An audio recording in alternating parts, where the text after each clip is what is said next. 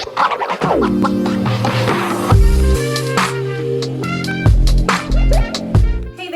back to my channel. My name is Brittney Bundles. In today's video, we're going to go over why your cosigner with good credit was denied. Brief disclosure, I am going to be looking like right behind this camera because I do have my notes propped up behind my camera. And I got inspired to make this video because I do get a lot of questions very frequently in regards to obtaining capital and funding options for business owners.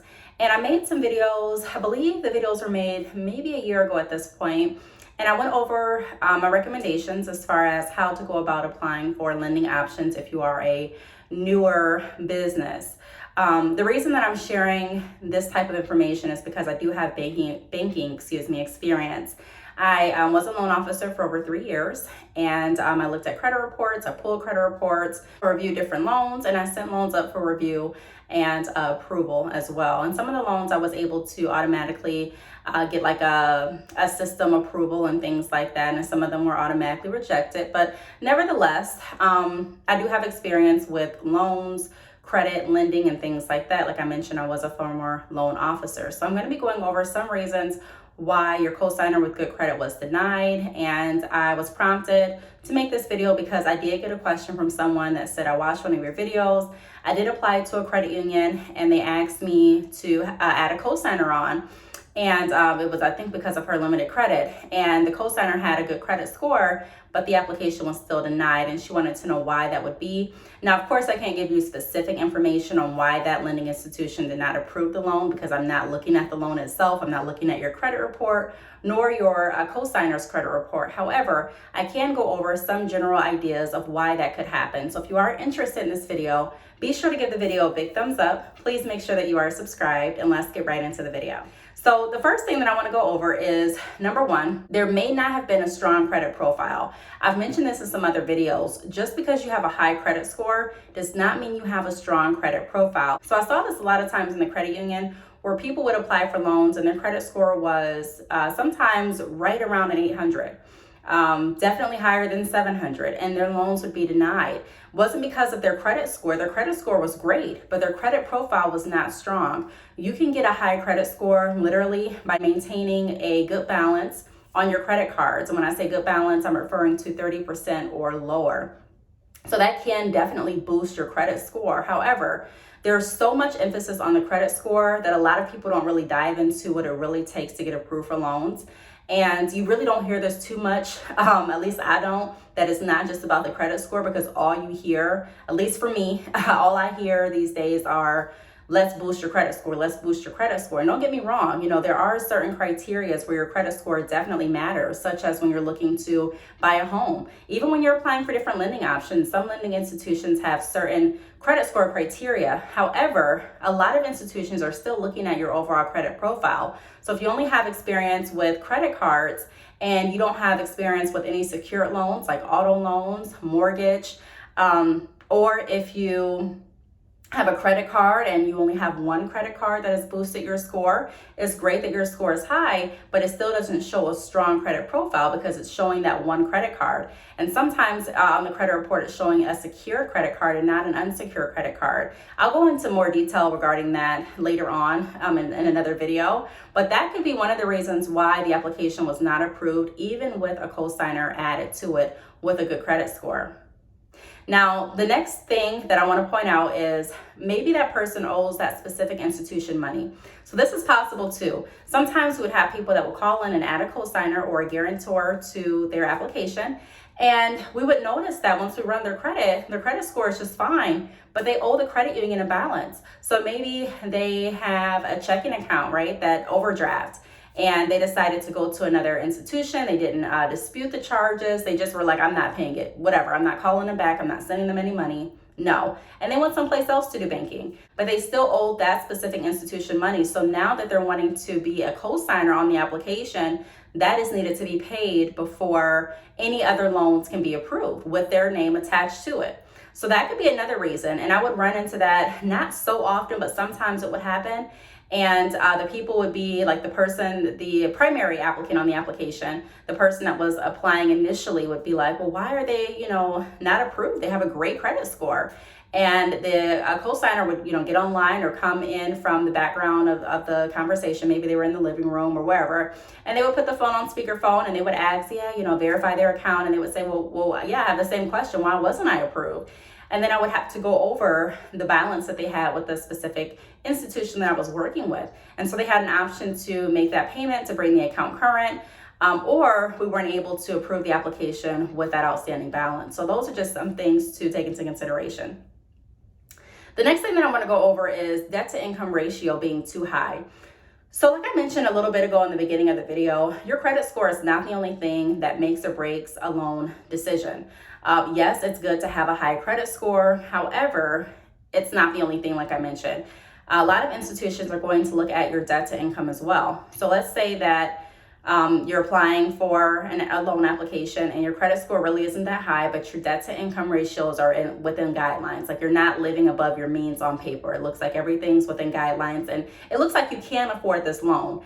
It's just, they're not, when I say they're, I'm referring to the institution, they're not completely sure that with your credit profile, they can count on you to make those payments. So they're wanting to secure the application with a cosigner. So you get a cosigner with a great credit score, but once we pull their credit score and we, do the application process, you get a notification that the application wasn't approved. And you may be thinking to yourself, well, why is that? My ratios are in line. My credit score is a little low, but the applicant that applied, the cosigner that applied with me, their credit score is pretty good, so what's going on? The loan officer, a lot of times will also look at their debt to income ratio. So if it looks like they can't afford the loan, in the event that you don't pay, then a lot of times the application will be denied, even though they have a high credit score. Now, the next thing that I want to go over is ratios were incompatible with your ratios. So this happens a lot of times when there's like a joint applicant, which is a little bit different than a cosigner. You can see a lot of joint applicants between spouses. So if a wife applies, for an example, and then she's not approved, her credit score is great, but the debt to income ratios are just too high, and they're needing more income to kind of balance it out so that they can feel confident that she's able to afford the loan. She may go ahead and say, okay, let's go ahead and add my husband as a joint on the application. At that point, the husband comes in or he calls in or goes online to add himself to the application.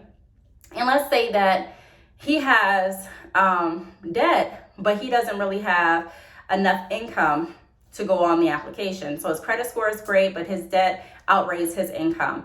And at that point, once you add the ratios together, it's showing that the ratios are still out of whack because it looks on paper as if those two people cannot afford the loan together. So those are also some things to take into consideration, similar to the last tip that I just went over. But all of those factors are a lot of times definitely taken into consideration when there is a loan in question. So when people ask me, what can I do to increase my chances of getting a loan for my business? I've gone over videos about that in the past, but I do want to give just a brief overview of that. I would, number one, make sure that you are doing the best that you can to make sure that all of the credit cards that you have are below 30% of the credit limit. I would also make sure that you're trying your best to make payments on time. And if you can't, given that institution or that company or that creditor, whoever you're needing to make the payment to and you're not able to do that, give them a call and see what other options they have, especially now, with the pandemic and with the virus. There are just a lot of companies that are willing to help.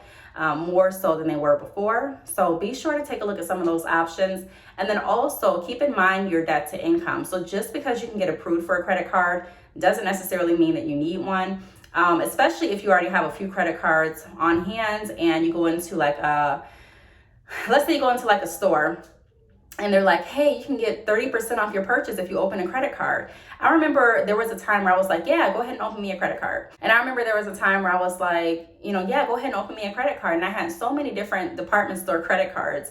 I wasn't using all of them, but it got to a point where I was like, okay, I want to close some of these out. Now, if you close down a credit card, that could impact your credit score negatively versus not using the card and allowing the credit card holder or the credit card institution, the creditor, to close the account for you. So for example, if I go into like Target and I get a credit card from Target, but I decided I don't want to use it anymore, instead of me calling and requesting it to be canceled, I'm just going to not use it and allow Target to go ahead and cancel it, or whoever Target is partnered with, Synchrony Bank or maybe another bank, I'm not sure, but go ahead and allow them to cancel it for me. That way it's not going to have as bad of an impact on my credit score as if it would if I were to close that card. So there are some things to keep in mind. Also making sure that you are not just paying attention to when your payments are due, but making sure that you're not maxing yourself out with your debt to income. So just because you can get approved for certain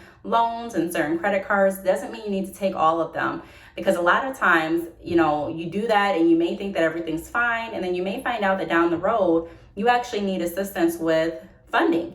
And, you know, a lot of times it's like you really don't need credit until you need credit. A lot of times people don't really plan on using credit unless, you know, they're planning on purchasing a home or planning on purchasing a car or something like that. But it's really important to move as if you're going to need credit. Like everything that you do, consider it very, very important, because trust me, when it comes time for you to need, like, let me just say this, when it comes time to actually do something in your personal life or with your business, and you really, really need to do it, and you feel like your back's against the wall, you're going to be really, really thankful that you were able to stay on top of your finances and look very responsible on paper so that you can get the funds that you need to continue with whatever you're doing for your business or in your personal life. So I really hope this video helped. I really just wanted to shed light on why some of your loans may still be denied with a co-signer and also a joint applicant.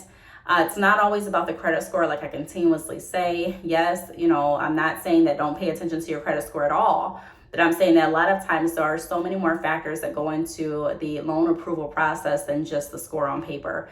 So again, I hope this video helped. If you have any additional questions, feel free to leave them down below. Thank you so much for watching, and I will see you all in the next video. Bye.